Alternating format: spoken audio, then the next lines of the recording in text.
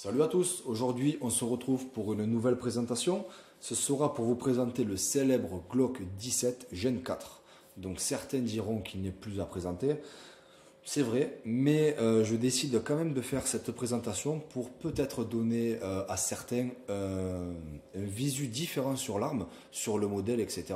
Peut-être que ça vous aidera et que vous n'avez pas trouvé sur d'autres vidéos toutes les réponses à vos questions. Donc ce sera une présentation simple, basique, rien d'extraordinaire, mais ça fera peut-être une différence avec ce que vous avez déjà vu. Donc il sort tout juste de chez l'armurier. J'ai troqué mon Glock 34 contre celui-ci, le 17, sans aucun regret, même si j'ai adoré le 34, c'est vraiment pour une utilisation personnelle, pour des stages, pour avoir une meilleure maniabilité de l'arme, puisqu'elle est un petit peu plus courte, et ensuite pour faire un petit custom dessus sur le stippling et peut-être sur une couleur de carcasse. Donc avant toute chose, on va commencer. Chargeur vide. Arme vide. On peut commencer. Donc, deux chargeurs de fournis avec, des chargeurs de 17 coups. J'ai conservé mes talonnettes qui permet d'avoir 2 coups supplémentaires.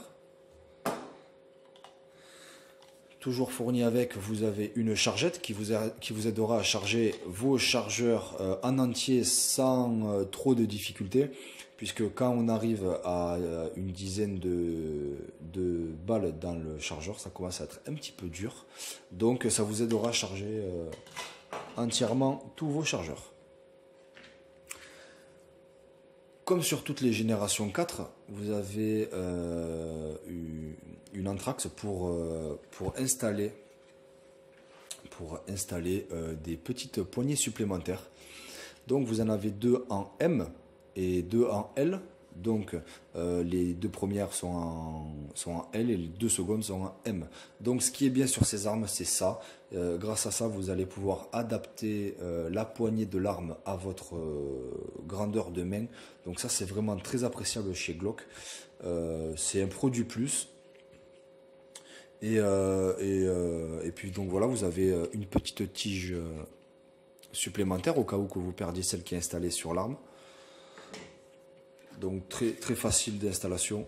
Je l'ai montré sur une vidéo précédente sur le 34. Donc voilà, on va continuer. Donc certains critiquent Glock puisqu'il y a beaucoup de plastique, certes, toute la carcasse est en polymère, mais ça n'empêche pas de sa fiabilité et de son efficacité, et encore moins de sa précision. Donc, toujours pareil, rail Picatinny, possibilité de mettre un laser ou une lampe. Donc c'est vrai que beaucoup d'aujourd'hui installent des lampes pour des utilisations personnelles, des lasers certainement pour le tir en stand fermé. Je pense que ça peut être sympa et intéressant. Donc voilà, possibilité d'installer ça dessus. Le grip. Le grip, pour ceux qui ne connaissent pas Glock ou qui ne connaissent pas les générations 4, c'est vraiment un super grip. Il est très très agréable, il a été amélioré. Rien à lui reprocher. Vous en avez un même devant ici, puisque certains ont une prise en main différente. Hein, ils viennent chercher devant. Donc ça conviendra à tout le monde.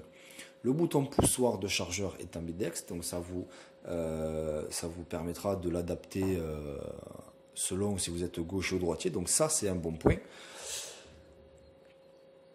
Ça, c'est un bon point. Et ensuite, ce qui est intéressant sur celui-ci, c'est que contrairement au 34, la hausse n'est pas réglable, elle est fixe. Le guidon, ça ne change rien, il est toujours fixe. Ce qui est intéressant, c'est que vu que c'est fixe et que ça se règle pas, ben forcément, ça ne se déréglera pas. Donc ça, c'est vraiment ce que je cherchais. Une visée fixe, il n'y aura jamais de déréglage. Si vous êtes en stand ou en stage, que ça se dérègle, ça sera un petit peu embêtant. Donc voilà, ça c'est un bon point. C'est également pour ça que je l'ai changé, mon 34 contre le 17, pour avoir cette visée fixe. Après, sur ces armes, pour ceux qui ne connaissent pas encore, possibilité de faire beaucoup de modifications, possibilité de faire peindre par une entreprise spécialisée en France. de faire peindre la carcasse. Je pense qu'ils peuvent faire toutes les couleurs. Possibilité de faire un stippling. Donc un stippling, c'est de faire un grip amélioré. Ça se fait au fer à souder, tout simplement. Je vous conseille de le faire ou par un bon bricoleur ou par une entreprise. Ça prendra 3-4 heures, mais au moins ce sera bien fait ou tout simplement ça vous coûtera un petit peu plus cher. Donc, ceux qui ne connaissent pas Glock, il faut savoir qu'il n'y a aucune sécurité comme je dirais sur un 1911 par exemple. Vous avez une sécurité au niveau du pouce ou derrière.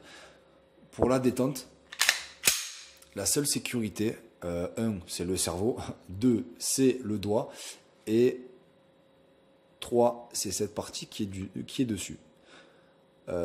Si vous appuyez sur le côté, forcément vous ne touchez pas la sécurité, donc la détente ne s'enclenchera pas. Pour enclencher la détente correctement, il faut avoir le doigt au centre. Et voilà, tout simplement. Donc, ça fait qu'une sécurité. Ça n'empêche rien qu'avec toutes les armes, peu importe le modèle, il faut être vigilant. Il faut vraiment faire très attention. Pas comme au discours de François Hollande où un tireur d'élite a fait une mauvaise manipulation. Erreur professionnelle, ça ne devrait pas arriver. Mais qu'il y ait une ou deux sécurités, ou 3 avec le holster, ça ne devrait pas arriver. Donc, c'est pour ça que je dis que les seules sécurités, c'est le cerveau, le doigt et la sécurité sur la détente. Alors, je vais vous montrer comment démonter un Glock. Donc, il y a plusieurs façons. La plus simple, on va faire celle-ci.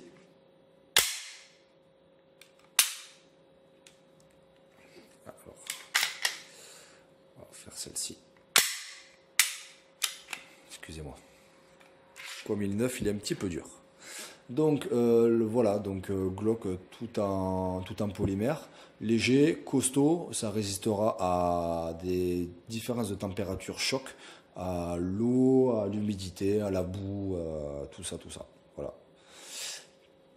Donc très simple, à savoir que les pièces ne coûtent pas cher. Si vous devez changer, je sais pas moi, par exemple le connecteur ça coûte dans les 8 euros.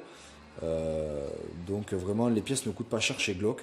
Sachez que vous pouvez acheter des carcasses en séparé avec rien dedans, donc vraiment vide, aux environs de 65 euros. Donc si avec les années elle est usée, écrasée, cassée, on ne sait jamais si votre chien l'a mangé, donc vous pouvez trouver une carcasse pas chère en armurerie en France. Donc ça c'est une bonne chose. Je vais démonter le ressort et le canon. Donc ressort double qui a été amélioré sur les nouvelles générations. Le canon et la culasse. Donc ce qui est vraiment appréciable, c'est que Glock c'est facile à démonter, facile d'entretien. Encore une fois, les pièces ne coûtent pas cher. Donc c'est vraiment une bonne chose. Puis vous pouvez surtout améliorer l'arme sans vous ruiner. Pour le remonter, très simple, vous présentez la culasse vraiment au niveau des rails. Voilà, tout simplement. Ça a été monté, démonté. Les nettoyages, après, il y a des nettoyages plus poussés. Je vous montrerai à l'occasion sur d'autres vidéos. Donc voilà pour cette rapide présentation. Donc bien évidemment vous avez de fourni la tige de nettoyage, vous avez la brosse et vous avez un mode d'emploi. 4 langues différentes, vous en avez 2, il y en a une autre là-bas, vous en avez 2. Donc si vous êtes vraiment novice au niveau du tir, je vous conseille de le lire et de regarder comment fonctionne cette arme, parce qu'elle ne fonctionne pas toutes à 100% pareil. Là, il y a des petites différences sur la sécurité, etc. Donc voilà, toujours être très très vigilant. Voilà pour cette petite vidéo, merci de l'avoir suivi. J'espère, rien d'extraordinaire, mais j'espère que ça vous aura donné un petit visu différent. En tout cas, je vous dis à bientôt. On se retrouve, je pense, bientôt au stand de tir. Salut!